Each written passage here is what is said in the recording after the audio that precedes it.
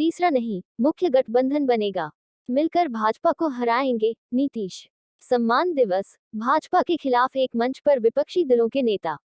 Amar Ujala bureau, Fatehabad. Haryana के फतेहाबाद में रविवार को एक ही मंच पर विपक्ष के कई दिग्गज नेता साथ दिखाई दिए।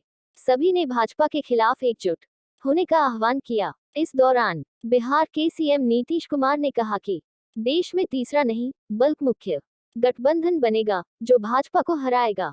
उन्होंने कहा, कांग्रेस से भी हमने अनुरोध किया है, अगर सभी दल मुख्य गठबंधन में शामिल होकर वर्ष 2024 में चुनाव लड़ेंगे तो भाजपा बुरी तरह हारेगी। नीतीश इंडियन नेशनल लोकदल इनेलो की ओर से पूर्व प्रधानमंत्री स्वा चौधरी देवीलाल की 109वीं जयंती पर आयोजित सम्मान दिवस रैली को संबोधित कर रहे थे। नीतीश ने कहा, मैं प्रधानमंत्री पद का उम्मीदवार नहीं हूं, मैं सिर्फ भाजपा के खिलाफ विपक्ष को साथ लाने की कोशिश कर रहा हूं। केंद्र की भाजपा सरकार ने मीडिया सहित हर चीज पर नियंत्रण कर लिया है। भाजपा समाज को हिंदू मुस्लिम में बांटना चाहती है। नीतीश ने कहा, भाजपा सरकार ने बिहार के पिछड़ेपन को दूर करने के लिए कोई मदद नहीं की, इसलिए हमने उनसे गठबंधन तोड़कर राष्ट्रीय जनता दल का साथ लिया। अब बिहार में भाजपा न तो लोकसभा चुनाव जीत पाएगी और न ही विधानसभा। बिहार में 7 पार्टियां एक साथ आ चुकी हैं, सिर्फ भाजपा अलग है। 2024 में मुख्य गठबंधन की नीतीश कुमार ने चौटाला से मुखातिब होते हुए कहा, चरण स्पर्श करके आग्रह करता हूं कि विपक्ष को एकजुट कीजिए। विभिन्न राज्यों में अलग अलग पार्टियां हैं, सबको जोड़िए। वर्ष 2024 में मुख्य गठबंधन की सरकार बनने पर ही सबके उत्थान के लिए मिलकर काम किया जा सकेगा।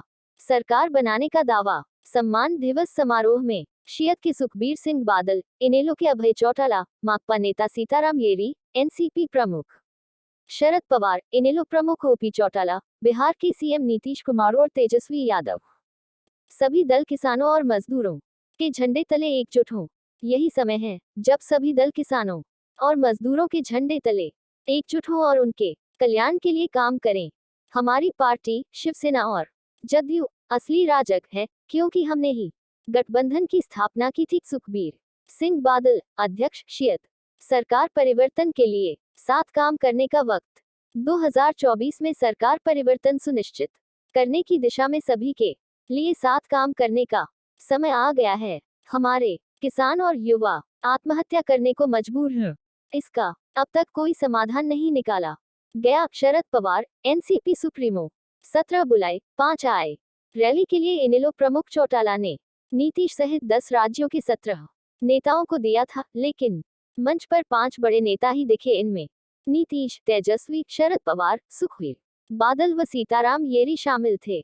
ममता ठाकरे और अखिलेश ने बनाई दूरी। ममता बनर्जी, गुलाम नबी आजाद, उद्धव ठाकरे, HD देवगीड़ा, फारूक अब्दुल्ला, अरविंद केजरीवाल, चंद्रशेखर राव, चंद्रबाबू नायडू, अखिलेश यादव और जयंत चौधरी नहीं आए। सोनिया से मिले नीतीश और लालू, कहा चेहरा नहीं, पहले विपक्ष की एकजुटता पर होगी बात।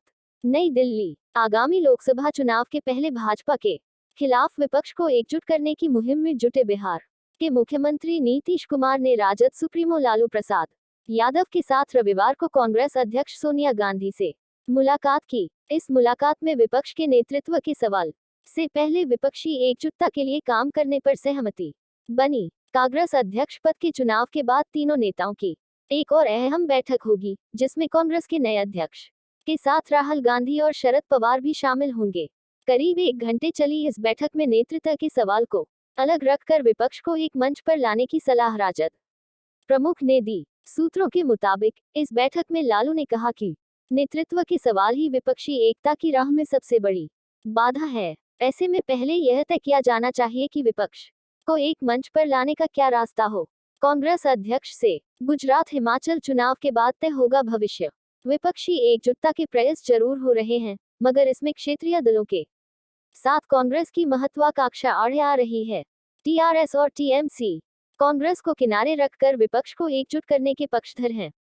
दूसरी ओर जदयू, राजद, वामदल और एनसीपी कांग्रेस को साथ रखना चाहते हैं। ममता के अलावा तेलंगाना और दिल्ली के सीएम के अरविंद केजरीवाल की महत्वाकांक्षा खुद विपक्ष की अगुवाई करने की है। मुलाकात के बाद बिहार के सीएम ने फिर दोहराया कि उनकी एजेंडा देश और लोकतंत्र के हित में विपक्ष को एक